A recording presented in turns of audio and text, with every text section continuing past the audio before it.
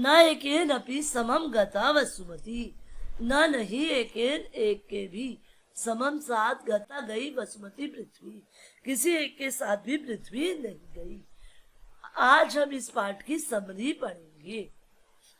यह पाठ वल्लाल सेन द्वारा रचित भोज प्रबंध के भोज राजस से राज्य प्राप्ति प्रबंध अंश का संक्षिप्त रूप है। कहते हैं ना, मनुष्य के मन में जब लालच आ जाता है तो वो कोई भी बुरे से बुरा काम करने में भी नहीं झुकता। यह इस कहानी में हमें बताया गया है। इस पाठ में भोज के चाचा मुंज है, जो कि बालक भोज को मरवाने की कोशिश करते हैं, और भोज उस मृत्यु काल में एक ऐसा संदेश देते हैं कि उससे उनका मन परिवर्तित हो जाता है और उसके उनके मन में वैराग्य आ जाता है, और वो भी इसके प्रायश्चित स्वरूप वो अग्नि में प्रवेश करना चाहते हैं। लेकिन वत्सराज और बुद्धि सागर की योजना से बालक को पुनः जीवित घोषित कर दिया जाता है। ये हमारी कहानी है। तो अब देखते हैं कहानी का सार। यह कहानी है धारा राज्य के सिंधुल नाम के एक राजा की। वृद्धावस्था में उन्हें एक पुत्र की प्राप्ति होती है। तो पुत्र को बच्चा जानकर और अपने छोटे भाई मुंज को राज्य संभालने में समर्थ जानकर वे अपने छोटे भाई को राज्य दे देते हैं और अपने पुत्र को उनकी गोद में दे देते हैं। राजा बनते ही मुंज मुख्यमंत्री बुद्धि सागर को व्यापार के बहाने दूर भेज देते हैं। इसके बाद सभा में कोई ब्राह्मण ज्योतिषी आता है। जब वो ज्योतिषी आता है तो वो बताता है कि ये बालक 55 वर्ष 7 महीने और 3 दिन तक उत्तर से दक्षिण तक संपूर्ण भारत पर शासन करेगा। अब तो मुंज को बड़ी चिंता हो जाती है कि ये राज्य तो इसके पास चला जाएगा और मेरा आया हुआ राज्य मेरे पास वृथा ही है।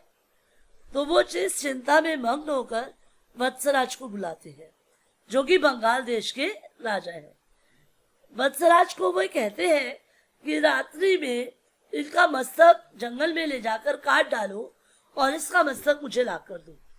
वत्सराज उन्हें समझाने की कोशिश करते हैं, लेकिन उनकी कोशिश सफल नहीं हो पाती। अब रात्रि में भोज अपनी वध की योजना को जानकर वत्सराज के कान में कुछ कहते हैं, जिसके कारण वत्सराज को वैराग्य हो जाता है।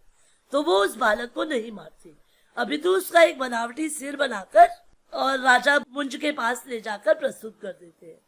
तब मुंज पूछते हैं, भोज ने वध से पहले कुछ कहा? तब वत्सराज बताते हैं, उन्होंने कहा, सतयुग का जो अलंकार स्वरूप था और जिसने पृथ्वी की रक्षा की थी, ऐसा मानधाता नाम का राजा इस पृथ्वी पर नहीं रहा। रावण को मारा जिसने, पुल बनाया समुद्र पर जिसने, ऐसे राम भी इस पृथ्वी पर नहीं रहे। युधिष्ठिर आदि भी, जिन्होंने कौरवों को जीत लिया था, वे भी इस पृथ्वी पर नहीं रहे।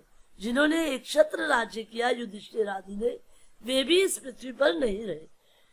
और जब वे गए तो उनके साथ पृथ्वी नहीं गई, लेकिन तुम्हारे साथ जरूर जाएगी। जैसे ही उन्होंने ये श्लोक सुना, वे दुखी हो गए। मुंज बहुत दुखी हो गए। उन्हें लगा, ये मैंने क्या कर दिया, अपने ही पुत्र को मैंने मरवा दिया। तो उन्होंने पश्चाताप के कारण अग्नि में प्रवेश करने का निश्चय कर लिया। जब वे अग्नि में प्रवेश कर रहे थे तो भी वहां पर एक कापालिक आया, और कापालिक से उन्होंने कहा कि मैंने अपने पुत्र को मरवाया है, तो अगर मेरे पुत्र को प्राणदान दे सकते हो तो उसे प्राणदान देकर मेरी रक्षा करो। तब योजनानुसार भोज को वहां लाया गया। योगी ने भोज को जीवित किया। यह कथा सारे संसार में फैल गई।